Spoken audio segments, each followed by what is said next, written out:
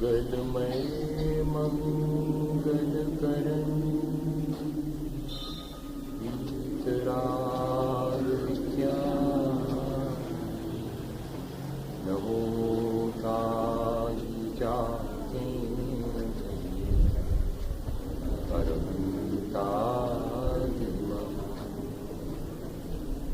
जो विद्यादि सागर सुधी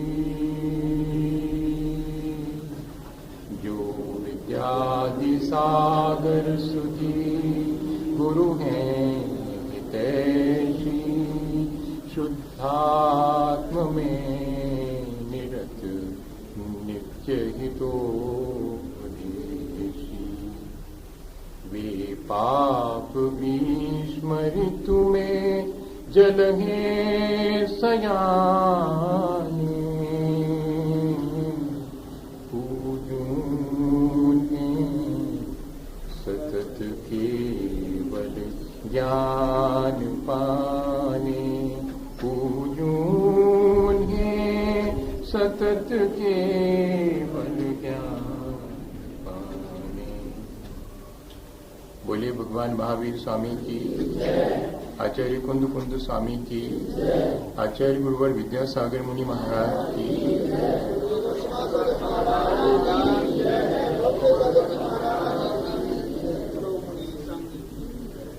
हम सभी लोगों ने पिछले दिनों इस बात का अभ्यास करने का विचार किया है कि जिससे हम अपने जीवन को ऊंचा उठा सकें, अच्छा और सच्चा बना सकें। जीवन में हम अच्छे बनने का विचार करें लेकिन अच्छे बनने का अभ्यास न करें तो वो विचार जो है वो हमारे जीवन को लाभ नहीं दे पाता। अब अच्छे बनने का अभ्यास कैसे करें? जिस तरह अज्ञानता में हमने अपने जीवन को बुरा बना लिया है या हमने अपने जीवन में बुराइयों को प्रवेश दे दिया है, यदि हम गौर से देखें तो हम यदि उन बुराइयों को अपने जीवन में प्रवेश न दें या कि उन बुराइयों को धीरे धीरे करके हटाना शुरू कर दें तो हमारा जीवन तो अच्छा अपने आप हो जाएगा। शायद हमें जितना प्रयास अच्छे बनने का नहीं करना है, शायद उतना प्रयास बुरे न बने इस बात का करना है। जब एक बार किसी साधु से पूछा गया क्या आप इतनी त्याग तपस्या क्यों करते हैं, और यदि आपने इतनी त्याग तपस्या की है तो आपने पाया क्या? तो उन्होंने कहा कि मुझे पाना तो कुछ नहीं था। अरे कुछ पाना नहीं था तो फिर तपस्या की क्या जरूरत थी? तो उन्होंने कहा कि सुनो, मुझे जो पाना था वो मेरे पास पहले से था। ये त्याग तपस्या तो मैंने इसलिए की है कि मुझे जो प्राप्त है मैं उसे भूल गया हूं, उसे मैं याद करूं और मुझे जो प्राप्त पहले से है वो मेरी ही अपनी कमजोरियों, मेरी ही अपनी बुराइयों से ढक गया है। मैं उन बुराइयों को हटा सकता हूं। तपस्या कहने में ये आता है कि अच्छे बनने के लिए, लेकिन देखा जाए तो तपस्या अपने भीतर की बुराइयों को हटाती है। जितना भी तप है, जितना भी हमारे यहां पर साधना और अभ्यास है, वो सारा का सारा अज्ञानतावश संचित किए गए खोटे संस्कारों को हटाने में। हम इसी बात का पिछले दिनों अभ्यास कर रहे हैं। जीवन में हमें बुराइयों के अवसर बहुत आते हैं और उस समय हम चूक जाते हैं। हम क्या करें? अपने को इस तरह तैयार कर लें कि जब बुराइयों के अवसर आए तब उनसे प्रभावित न हो। इतना यदि हम अपने जीवन को बना सकें तो जो संचित बुराइयां हैं वे भी हटेंगी और नई बुराइयां हमारे जीवन में प्रवेश नहीं कर पाएंगी। इसके लिए हम प्रयोग करते हैं। एक निश्चित स्थान पर, एक निश्चित स्थिति में और एक निश्चित समय में एक निश्चित मंत्र को लेकर के हम पहले अपने मन को एकाग्र करें, क्योंकि बहुत दिशाओं में हमारा मन अगर भ्रमित है तो हम अपने आप को कोई बढ़िया जीवन अच्छा बनाने की, जो बुराइयां हटाने की सलाह नहीं दे पाए। हमें अपने आप को सलाह देंगे। ऐसे हम सब लोग सुनते हैं, लेकिन यह सुनना थोड़ा प्रभावित करता है, लेकिन यदि हम खुद इस सुनी हुई बात को अपने जीवन में सजेस्ट करें अपने को कि अब मुझे ये करना है और दृढ़ संकल्प ले लें, हमारे भीतर एक इच्छा शक्ति, एक दृढ़ संकल्प और निरंतरता यदि बन जाए तो हम अपने जीवन में परिवर्तन ला सकते हैं। ये हमने पिछले दिनों बहुत गौर से इस बात पर विचार किया। तो एक निश्चित स्थान पर, एक निश्चित स्थिति में, एक निश्चित समय पर, एक निश्चित मंत्र पर अपने मन को एकाग्र करके और फिर हमने अपने को सजेशन देना शुरू किया था कि हम सबसे पहले अपने भीतर देखें। अपने भीतर देखने के मायने हैं कि मैं अपनों को ठीक ठीक समझूं, मेरी अपनी अच्छाइयां, मेरी अपनी बुराइयां, मेरे भीतर कितनी कषायें हैं, कितना क्रोध है, कितनी ईर्ष्या है, मेरे भीतर कितनी हिंसा है, और क्या मैं इस हिंसा से करुणा की तरफ जा सकता हूं? क्या मैं ईर्ष्या से प्रमोद या हर्ष की तरफ जा सकता हूं? क्या मैं घृणा से मैत्री और प्रेम की तरफ जा सकता हूं? क्या मैं क्षोभ की दशा में साम्य भाव, कितने क्षण मेरे साम्य भाव के हैं, कितने क्षोभ के हैं, कितने घृणा के हैं और कितने प्रेम के क्षण हैं? ये अपने को देखने के मायने, अपने को देखने के मायने ये है। क्षमा के क्षण यदि जीवन में ज्यादा हैं और क्रोध के कम हैं तो हमारी प्रक्रिया ठीक है, हम ठीक दिशा में आगे बढ़ रहे हैं। फिर हम देखते हैं धीरे धीरे कि क्या जितना क्षमा भाव में आज धारण कर पाता हूं, जितनी करुणा मेरे भीतर है, क्या मेरी क्षमता इतनी ही है? नहीं, मेरी क्षमता तो इससे भी ज्यादा है। मैं इस अपनी क्षमता को पहचानूं और एक क्षमता को रोज रोज बढ़ाऊं, ये एक प्रक्रिया। ऐसा मैंने अपने को सजेशन देना शुरू किया। मैं मान के चल रहा हूं कि ये सारी चीजें हम लोग धीरे धीरे शुरू कर चुके हैं, और हम देखें कि हमारे भीतर जो बुराइयां हैं उनकी क्या लिमिट है, उनकी कोई सीमा है या कि वे असीम है? बुराइयां कभी असीम नहीं होती, अच्छाइयां हमेशा असीम होती है, बुराइयों की सीमा होती। लेकिन लगने ऐसा लगता है जब हम उनसे ग्रसित हो जाते तो ऐसा लगता है कि अब तो इनसे निस्तार पाना मुश्किल है, अब तो मैं इनसे बच नहीं सकता। एक बार हम किसी बुरी आदत को अपने जीवन में प्रवेश दे देते हैं तो फिर हम इतने मजबूर हो जाते हैं कि हमें ऐसा लगने लगता है कि अब तो मैं इस बुराई से निजात नहीं पा सकता, इस बुराई से मैं बच ही नहीं सकता। लेकिन जैसे जैसे हम अपनी क्षमताओं को पहचानते हैं तब हमें लगने लगता है कि मेरी क्षमता तो अनंत है, ये बुराइयां तो बहुत थोड़ी सी है। एक कमरे में हजारों वर्षों से भरा हुआ अंधेरा भी बहुत बड़ा नहीं है, क्योंकि एक छोटी सी रोशनी की किरण उस पूरे अंधेरे को जो हजारों वर्षों से भरा हुआ नष्ट कर सकती। ये मेरे भीतर ऐसा विचार करने से मेरा कॉन्फिडेंस बढ़ेगा, मेरी क्षमताएं बढ़ती हैं, तो मैं विकृतियों की सीमा पहचानता हूं और फिर अपने जीवन को बदलने के लिए मैं संकल्पित होता हूं। और इतना ही नहीं, उस संकल्प को निरंतरता देने के लिए नो दाई सेल्फ, मैं अपने को जानने की प्रक्रिया शुरू करूं, अपनी योग्यता का मूल्यांकन करना शुरू करूं कि सचमुच मैं तो सोचता था कि मैं कुछ नहीं कर पाऊंगा, लेकिन देखो तो कल जब उन्होंने कितना क्रोध दिलाना चाहा था तब मेरे भीतर जरा भी क्रोध नहीं आया, मैं जीत गया उन क्षणों में।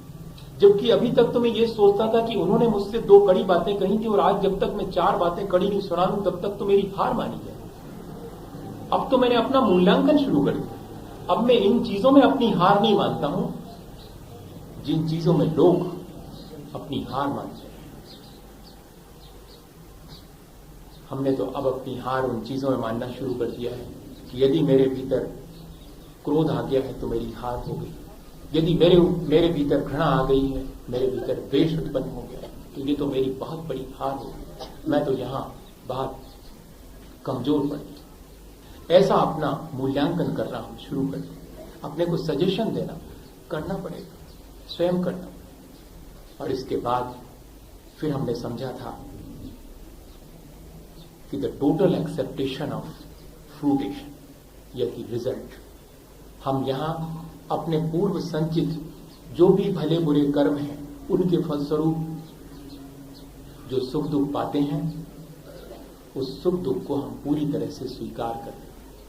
हम सुख को तब स्वीकार करेंगे जबकि हम सुख में शांत रह सकें, और दुख को भी हम तब स्वीकार करेंगे जबकि हम उसमें शांत रह सकें। वास्तव में सुख और दुख को स्वीकार करने के मायने हैं कि इन दोनों स्थितियों में इक्विलिब्रियम, इन दोनों स्थितियों में हमारी साम्य अवस्था बनी रहे। ये प्रयत्न हमारा।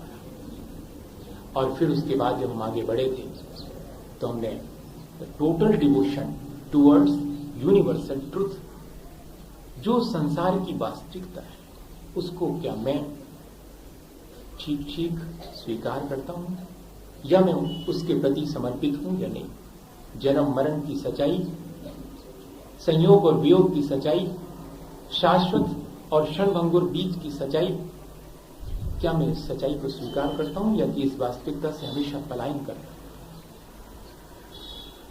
नहीं, जब भी मेरे सामने जन्म मरण की सच्चाई आती है, मैं उसमें भी अब शांत रहना सीख रहा हूं। मैं सुख दुख के अवसर पर शांत रहना सीख रहा हूं। अब मैं क्षणभंगुर को, जब वो नष्ट होता है, तब उसे देखकर मैं दुखी नहीं, मैं उसके पीछे छिपे हुए शाश्वत को देखता हूं कि कुछ भी तो नहीं मिटा। जैसे कि पिता के पास सोने का हार था, पर बेटे के लिए मुकुट चाहिए है सोने का,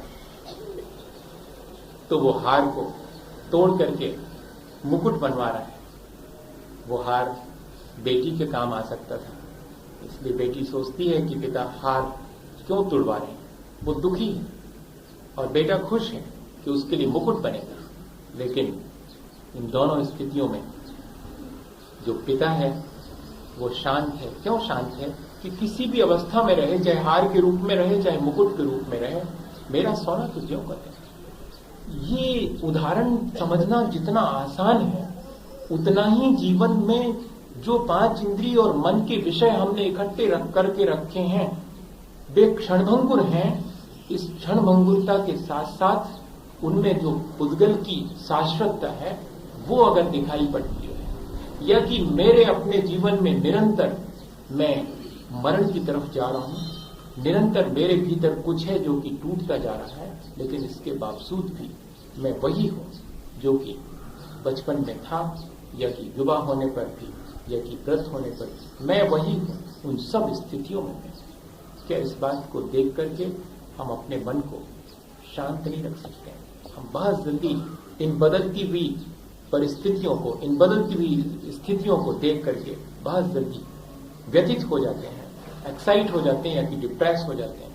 हमें अपने को ये सलाह देनी चाहिए, पूरे कंसंट्रेशन के साथ अपने को ये सजेशन देना चाहिए कि अगर ऐसी स्थिति आएगी तो मैं इसे पूरी तरह स्वीकार कर लूंगा, क्योंकि ये यूनिवर्सल ट्रुथ है। अब यहां तक तो हमने इस यात्रा को जहां से शुरू किया था और जहां तक लाए थे, थोड़ी सी उसे और आगे बढ़ाएं, क्योंकि हमें रोज रोज एक कदम आगे बढ़ते चले जाना है। कम से कम हम उस बात का विचार करने में तो एक कदम आगे बढ़ जाएं, भले हम उसको अपने जीवन में कितना ला पाएंगे। यदि हमारे मन में हमने तय कर लिया है कि कल से तो आज कुछ न कुछ हम जरूर आगे बढ़ेंगे, किसी न किसी तरह से हम थोड़े से आगे बढ़ने की कोशिश करेंगे, तो कोई वजह नहीं कि हम आगे ना बढ़ पाए। आज हम एक चीज और उसमें जोड़ लेते हैं, express exactly, do not exhibit. हाँ, ये बहुत कठिन काम है। हम जैसे जितने हैं उतने ही प्रकट करें अपने आप को। हम लोगों के साथ मुश्किल ये है कि हम सुंदर नहीं हैं तो हम कोशिश करेंगे सुंदर दिखने की, सुंदर होने की कोशिश नहीं करेंगे। यहां हमारी चूक हो जाती है। इतना सा ही काम करना है, कोई बहुत कठिन है नहीं है। एक्सप्रेस एग्जैक्टली, हम जैसे हैं। हमारे पास 4 पैसे हैं तो हम क्यों बाहर ये शो करें कि हम बहुत अमीर हैं। और अगर हम ऐसा करते हैं तो कल के दिन जब हमारी वास्तविकता मालूम पड़ती है तो हमें दुख उठाना पड़ता है। आज सारा संसार इसी से ग्रसित है। स्टेटस स्टेटस स्टेटस, सब अपने तरह से अपने स्टेटस को मेंटेन करने में लगे, अपनी मौजूदा हालत को नहीं पहचानते हुए एक मुखौटा अपने ऊपर लगा करके और हम दुनिया के सामने अपने को ऐसा प्रदर्शित करते हैं कि जैसे हम ही सब कुछ है, जबकि हम अपनी ओरिजिनलिटी में कुछ भी नहीं है। हम उतना ही दिखाएं ना जितने हम हैं। हम भले हैं तो हमें दिखाने की आवश्यकता नहीं है, हम बुरे हैं तब भी दुनिया को दिख रहा है, उसे हम स्वीकार नहीं कर पाते। हमारी बुराइयों को लोग देखें ये हम स्वीकार नहीं कर पाते, हमारी अच्छाइयों को लोग देखें ये हम स्वीकार करते हैं। जबकि हमारा सोच ये होना चाहिए कि हम अच्छे हैं या बुरे हैं, ये सबको देख लेना चाहिए। यदि हम बुरे हैं तो ये भी सबको देखना चाहिए। मजा ये है कि एक पैसा किसी को देते हैं तो कोशिश होती है कि सब जाने, लेकिन एक पैसा दूसरे का छीन लेते हैं तो कोशिश ये होती है कि कोई ना समझ पाए, कोई ना देख पाए। पाप करते हैं अंधेरे में से और पुण्य करना चाहते हैं चौराहे पर से। देखो मजा, ये क्या चीज है? इसके मायने हैं कि हमने अपनी इस आदत को बहुत बिगाड़ लिया है। हम अच्छाइयां पसंद तो करते हैं लेकिन अच्छी होना पसंद नहीं करते। हम अच्छे दिखना पसंद करते हैं। काश हम इसकी जगह थोड़ा सा बदल लेते। अच्छे दिखने से कोई अच्छा नहीं बनता, अच्छे होने से तो अच्छा बन ही जाता। अगर हम इस तरह एक चीज अपने आप को सलाह देना शुरू करें, क्योंकि संसार हमें यही सलाह देता है ना। मुश्किल ये, संसार सारा का सारा हमें यही सलाह देता है कि तुम जैसे हो वैसे रह आओ, लेकिन देखो जरा ठीक से, पॉलिश्ड। पूरा संसार अगर देखा जाए तो हमें पॉलिश्ड बना रहा है। एक बहुत अच्छा शब्द नहीं है, हालांकि डिक्शनरी में बहुत अच्छा शब्द है ये पॉलिश्ड, लेकिन जिस तरह से ये शब्द बदनाम हो गया है कि आदमी बहुत पॉलिश्ड है, डिप्लोमेटिक है। डिप्लोमेटिक के बहुत अच्छे मायने थे, लेकिन आज किसी को कहे तो बहुत डिप्लोमेटिक हो, अच्छा फील नहीं करें, जबकि है वो। हम सिर्फ इस तरह से अपने जीवन को, हमारी अपनी ओरिजिनलिटी को इस तरह हम भूल जाते हैं जब हम जगह जगह इस तरह का झूठा व्यवहार करना शुरू कर देते हैं। तब हम सच्चे हैं ये बात हमारे मन से खुद खो जाती है। फिर तो हम कहते ना कि सच्चे होना जरूरी नहीं है, बस सच्चे दिखना जरूरी है। आप सच्चे दिखते रहिए।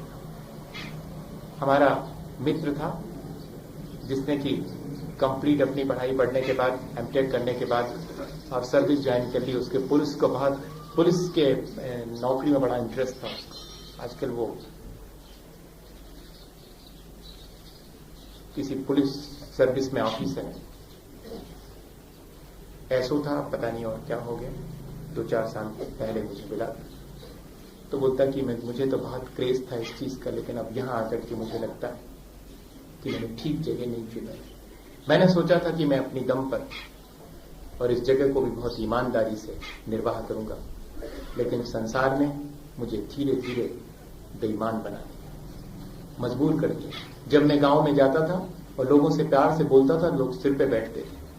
तब मेरे और साथियों ने कहा कि ऐसे नहीं, तुम तो जब गांव में जाओ तो सबसे पहले जब वो तुम्हारे हाथ जोड़े तो एक तमाचा मारो, और अगर हो सके तो पैर भी चलाना पड़े तो चलाओ। हाथ अकेले चलाने से काम नहीं चलेगा, मुंह तो खूब चलाओ, पैर भी चलाओ, तब मानेंगे लोग। ऐसा लोगों ने मुझे सिखाया। ये नहीं सिखाया कि तुम प्रेम से बोलना, और सामने वाले ने भी ये एक्सेप्ट नहीं किया कि ये इतना बढ़िया आदमी।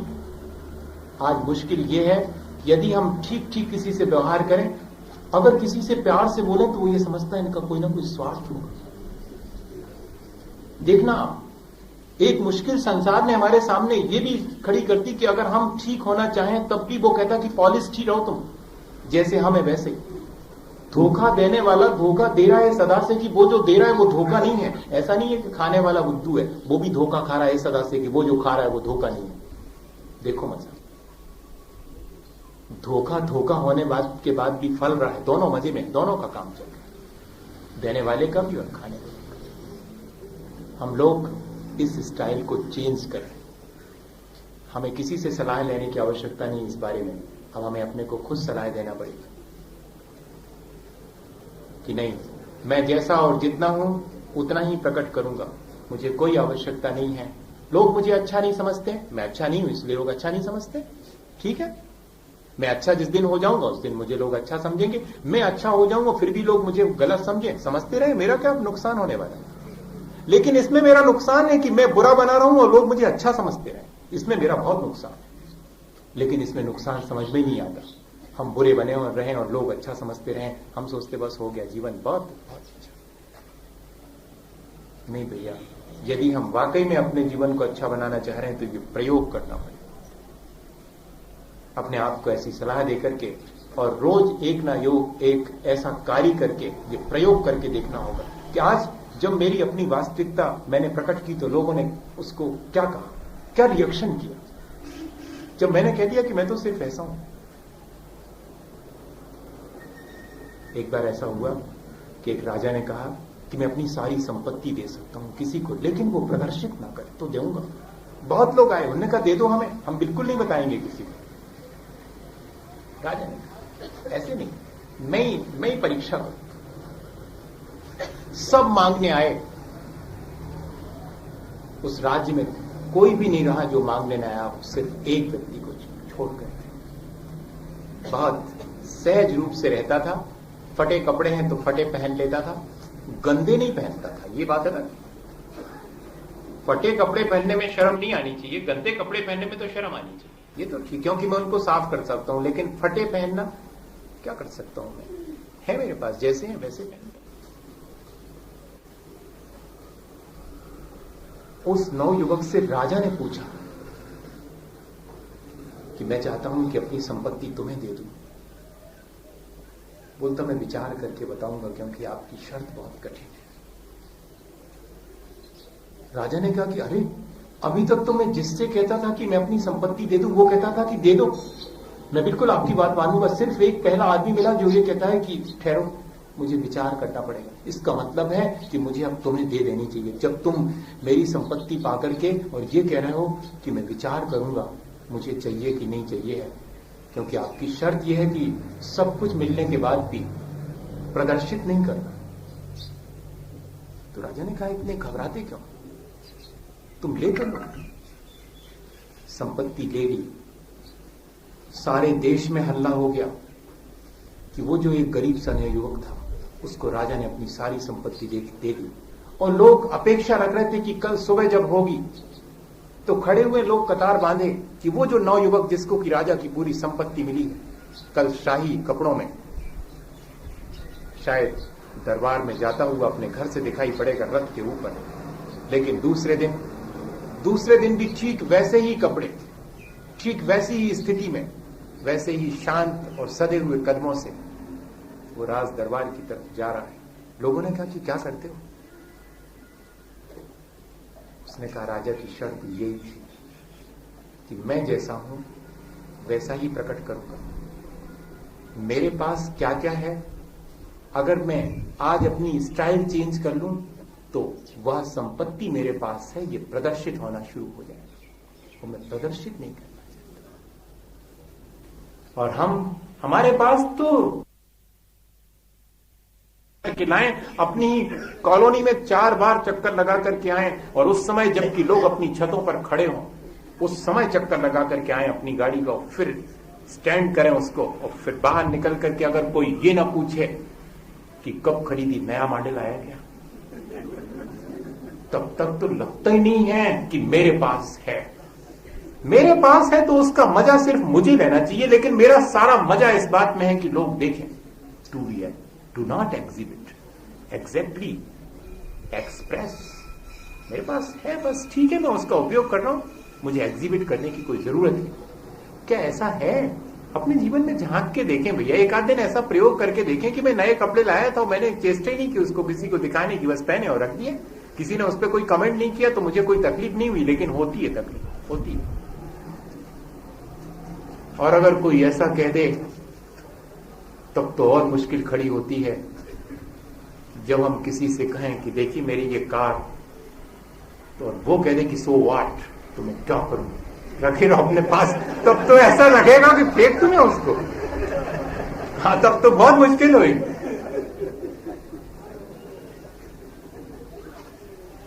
कैसा हमने अपना स्वभाव बना लिया, कैसी कैसी आदतें हमारे भीतर, इन आदतों को हम एनालाइज करें बैठ करके पूरे कंसंट्रेशन के साथ। अभी तो हम सोच रहे थे कि महाराज शायद सामायिक की प्रक्रिया बताएंगे कि बस कंसंट्रेट होकर के फेरो माला,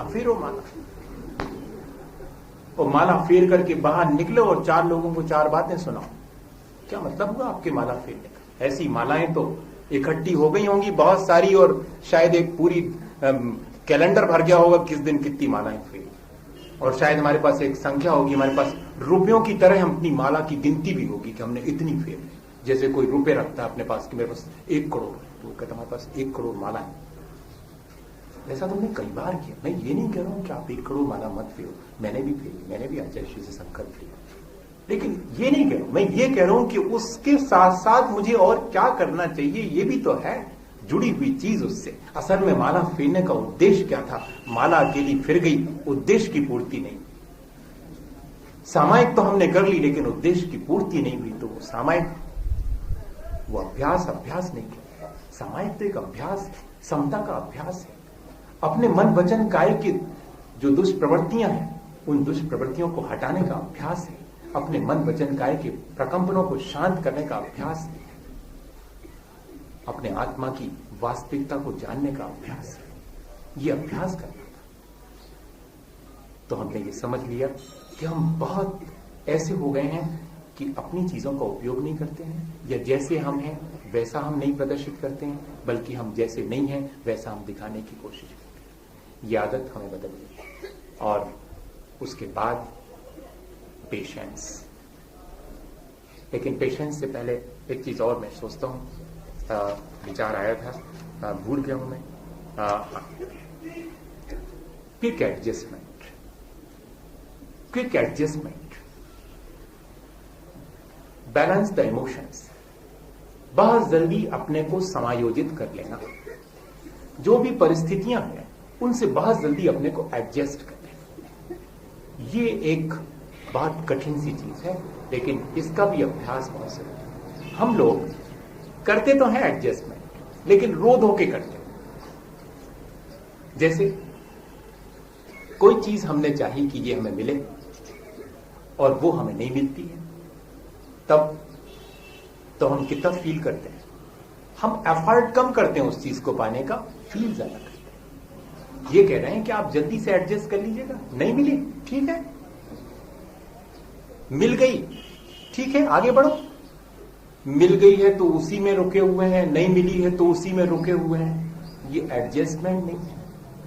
बहुत जल्दी परिस्थितियों से जो व्यक्ति सामंजस्य कर लेता है, बहुत जल्दी अपने इमोशंस को बैलेंस कर लेता है, जिसको अपनी भाषा में कहें कि फॉरगिव एंड फॉरगेट। कैसे? किसी ने मुझे गाली दी, अब मैं 10 दिन तक उसको याद रखूंगा, तुमने मुझे गाली दी थी। अब ले, क्या स्थिति बनेगी? वो बैर 10 दिन तक चला कि नहीं? हम कलह को बहुत दिन तक नहीं बढ़ाते। यही है बैलेंस इमोशंस का। हम गुस्से को बहुत देर तक कायम नहीं रखते, हम क्षमा को बहुत देर कायम रखते हैं, गुस्से को बहुत देर कायम नहीं रखते। हम बैलेंस कर लेते हैं। ठीक है, आ गई थी गुस्सा, उसके बाद हाथ जोड़ लिए। आ गई थी घृणा, उसके बाद उतना ही प्यार। बच्चों से देखो, बच्चों से सीखो। गुस्से में एकदम मुक्का शुरू हो गया मारना, अभी इतनी जम के लड़ाई हो गई कि ऐसा लगता है जैसे बोलेंगे नहीं है। अगर अपन हो तो ऐसी लड़ाई हो जाए तो कई दिन तक नहीं बोले, लेकिन बच्चे फिर गले में हाथ डाले, उतने ही मजे से खेले। अभी 5 मिनट पहले अच्छा जम के लड़ लिया और 5 मिनट बाद। ये है बैलेंसिंग इमोशंस की, ये है एडजस्टमेंट, क्विक एडजस्टमेंट। फट से अपने को चेंज कर लिया। कड़ी बात निकल गई, मुंह से निकल गई, वरन हाथ जोड़ लो ना। नहीं, अब अहंकार कहता है कि कैसे जोड़ूं, अब तो ये सिद्ध करके रहूंगा कि वो जो कड़ी बात कही थी मैंने ठीक कही थी, कहनी चाहिए थी मुझे, बहुत दिन हो गए, बहुत सहन कर लिया। अरे वाह, आपने सहन किया तो आप ही का लाभ हुआ है, आप उसको काहे को लाना दे रहे हो। लेकिन ऐसा हम लोग जल्दी से एडजस्ट नहीं कर पाते हैं और दूसरे की गलतियों को क्षमा तो कर देते हैं लेकिन भूल नहीं पाते, गुस्से को भूल नहीं पाते। आपने मुझसे वो कड़ी बात की थी, जाओ क्षमा तो कर दिया, लेकिन 15-25 दिन बाद जब कभी बैठ करके किसी के साथ बात होती है, हाँ वैसे तो उनका सब ठीक है, लेकिन एक दिन उन्होंने मुझे बहुत गुस्से में बहुत बातें की। अब क्या आवश्यकता उसको याद करने की, क्या आवश्यकता थी? मन खट्टा ही होगा और क्या होगा, खराब ही होगा जबरदस्ती। वो बात उस समय हुई थी जब भी खट्टा हुआ था और आज 15 दिन तक उसको ढो रहे हो, फिर खट्टा कर रहे हो अपने मन, अपने हाथ से, अपने परिणाम अपने हाथ से बिगाड़ने का तरीका है ये, और क्या। और उसी समय अगर आपने उसको एडजस्ट कर लिया होता तो कितनी आसानी। बहुत कठिन कठिन बातें तो नहीं बता रहा हूं, ऐसे करना पड़ेगा भैया। आप तो सोच रहे थे कि हम बस ऐसी कोई कहानी वहानी किस्सा सुना के हम सुनाएंगे, कहानी भी सुनाएंगे, लेकिन थोड़ा थोड़ा करके प्रयोग कर रहे हैं अपन। प्रयोग तो थोड़ा कठिन, सुनना समझना तो बहुत आसान है, लेकिन प्रयोग करना पड़ता। एक साधु जी थे, उन साधु जी से किसी को कोई शिकायत नहीं थी, लेकिन ऐसा तो कोई भी नहीं है जिससे किसी को शिकायत ना हो। एक व्यक्ति ऐसा निकल आया उस गांव में जिसको साधु जी से शिकायत थी। भले लोगों से कई लोगों को शिकायत हो सकती, क्योंकि उनकी बुराई को चुनौती वो ही तो देते हैं। हाँ, असल में जब हमें भले लोग बुरे लगने लगे तो समझना कि अब हम अच्छे बनने की प्रक्रिया शुरू करने वाले हैं शायद। हाँ, देखना उल्टा तो नहीं कह रहा हूं, मैं ऐसा बोल जाता हूं, ऐसा लग रहा है। अच्छे लोग अगर बुरे लगने लगे तो इसका मायना है कि वे अच्छे लोग अब चुनौती बन गए हमारे भीतर की बुराइयों के लिए। हां, हमें अच्छाइयां चुनौती देती हैं अगर हम बुरे हैं तो, कि अच्छा तुम बन सकते थे। फिर हम क्या करते हैं, उन चुनौती को स्वीकार नहीं कर पाते तो फिर हम निंदा करना शुरू करते हैं। हम फिर उन अच्छे लोगों में अच्छाइयां तो अभी दिख रही थी, वो चुनौती बन रही थी, अब हम उनके भीतर की एकाध बुराई खोज करके उसकी निंदा शुरू करते हैं। तो वे अच्छे, लेकिन ये देखो ये ऐसा करके हम करते क्या हैं, उसके भीतर की एकाध बुराई को देख करके सेटिस्फेक्शन कर लेते हैं कि देखा मैं गलत नहीं हूं, वो भी गलत है। अच्छे बनने की शुरुआत थी, लेकिन हम कितने जल्दी उसको चेंज करके और अपनी बुरी स्थिति को ज्यों का त्यों मेंटेन कर लेते हैं। हालांकि वो जो अच्छाई के प्रति हमारे मन में विचार आया था वो हमारे जीवन को अच्छा बनाने वाले था, लेकिन हमारी आदतों की वजह से हमने इतने जल्दी अपने को एडजस्ट कर लिया उस व्यक्ति की कोई ना कोई बुराई देखकर उसकी निंदा करना शुरू करके, और एक कंसोलेशन, एक सांत्वना अपने को दे दी, जबकि वो चुनौती हमको अच्छे बनाने के लिए थी। अब आया समझ में?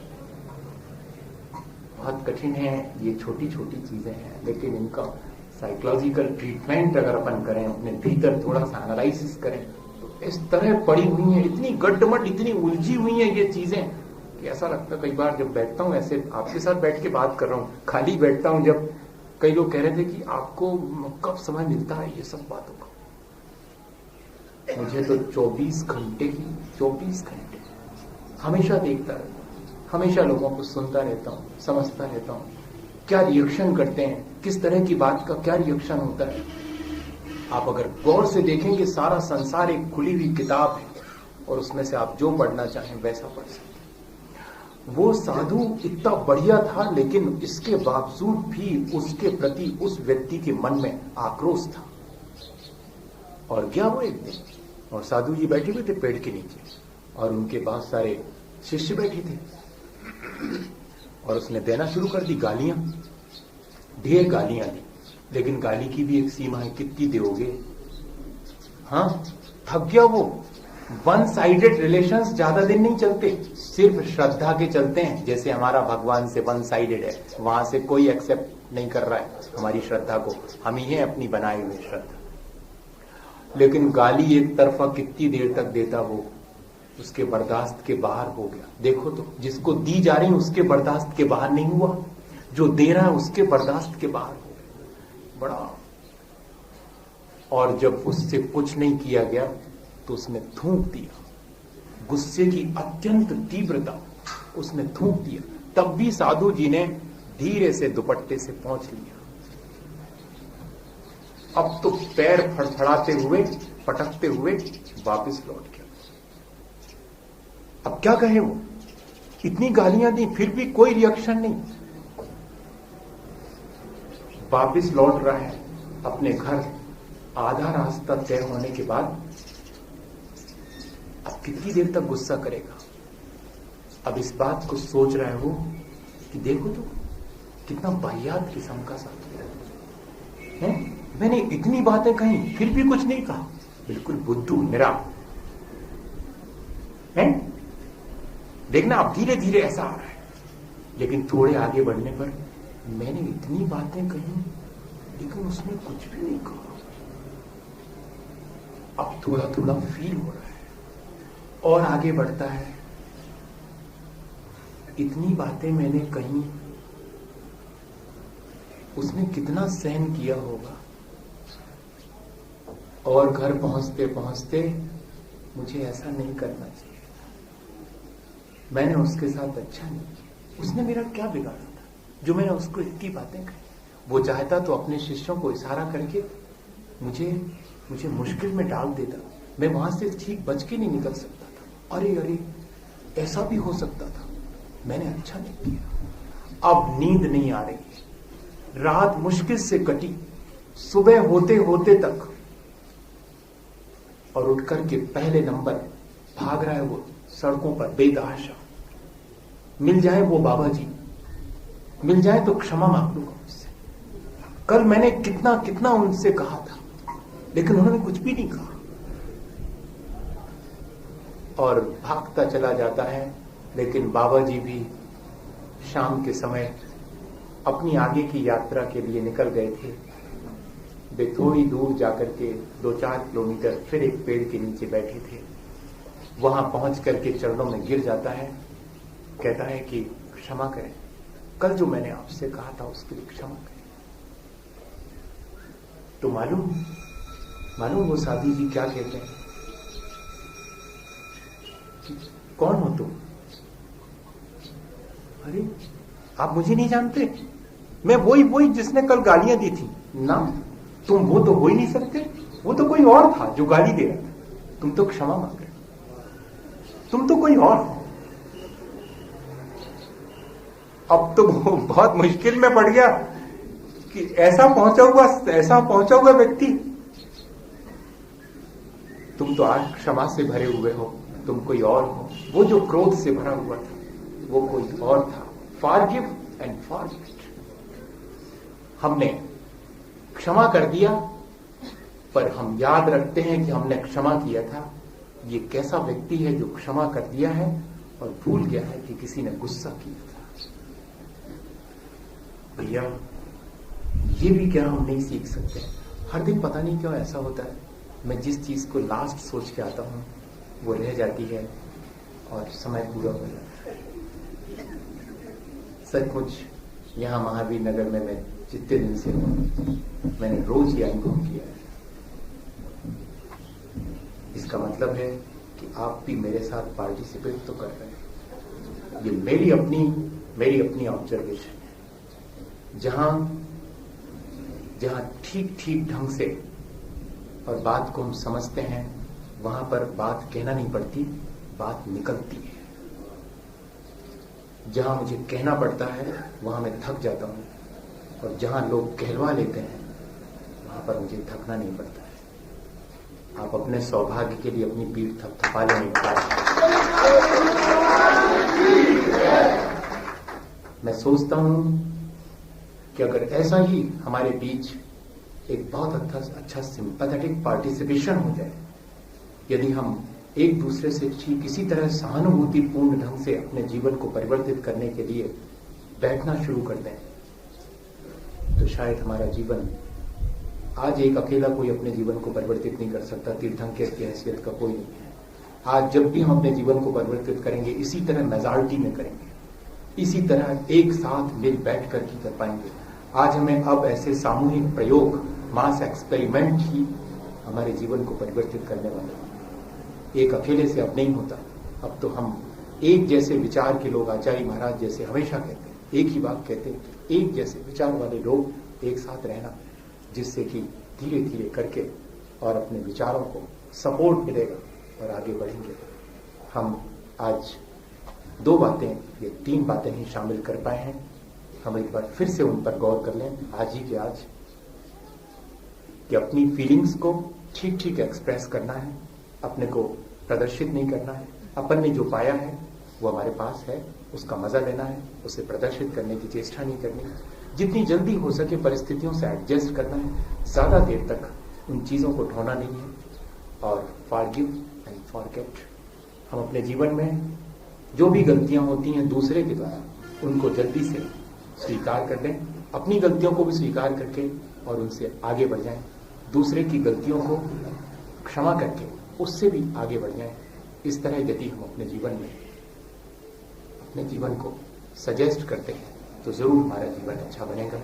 इसी भावना के साथ कि हम सब अपने प्रयत्न से अपने जीवन को अच्छा बनाएं और गुरुजनों के बताए हुए मार्ग पर उनके प्रति अपनी कृतज्ञता भी हमेशा रोज कृतज्ञता ज्ञापित करना। जब भी अभ्यास करके हम उठें तब हम जरूर उनके प्रति कि जिनने मुझे बताया है ये सब, जिन आचार्य भगवंतों ने हमें, पूर्वाचार्यों ने ये सब चीजें बताई, उनके लिए हम जरूर कृतज्ञता से भर के उठें। अपने अभ्यास के बाद में यह भी हमारे जीवन में हम शामिल करें। जब भी हम कोई अच्छा काम करें तो उन अच्छाइयों को बताने वालों के प्रति कृतज्ञ हों, तो अहंकार नहीं आएगा अच्छा करने में। इसी भावना के साथ कि हम सब अपने जीवन को अच्छा बनाएंगे। बोले आचार्य गुरुवर विद्यासागर जी। हे गुरुवर शाश्वत सुख दर्शक, यह लग्न स्वरूप तुम्हारा है। जग की नश्वरता का सच्चा दिग्दर्शन करने वाला है।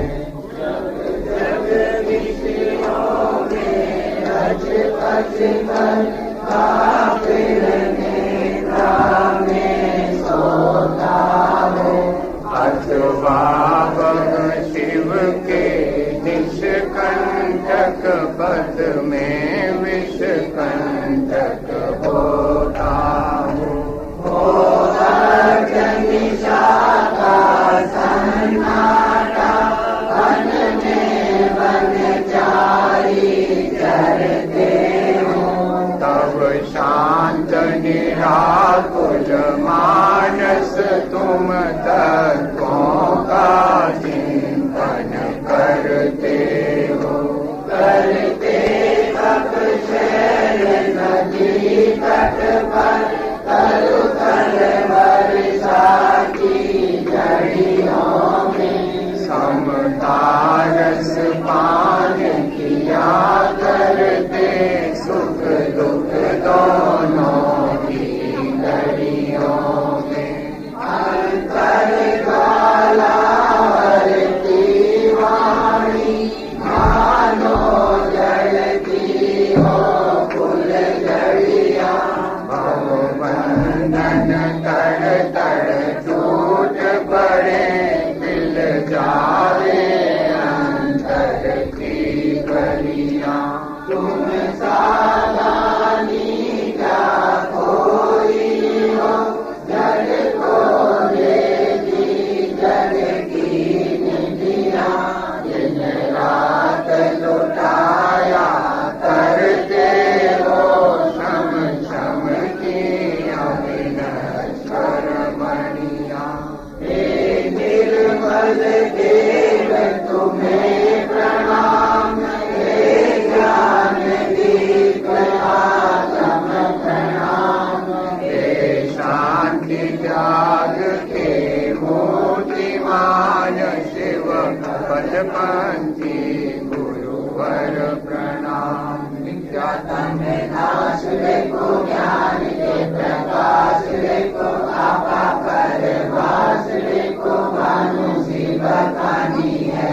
समुद्र के जानवे को बल विद्वानवे को सफर जानवे को परम प्रमाणी है।